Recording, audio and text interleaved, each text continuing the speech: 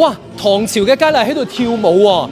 我而家就喺河南洛陽武則天嘅皇宮裏邊。嗱，木蘭辭有言啊：歸來見天子，天子坐明堂。明堂就係指皇帝辦公理政嘅地方。呢度就係歷史考證過嘅武則天佢嘅皇宮裏邊嘅明堂。武則天以前就係坐喺嗰個皇位嗰度辦公嘅。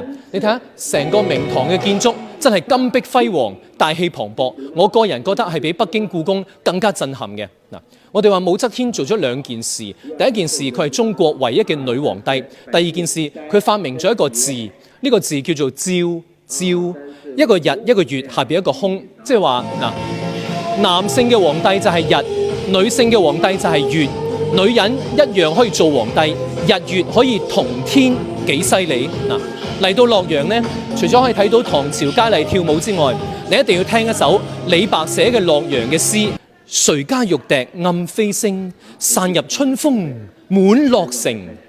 此夜曲中聞折柳，何人不起故園情。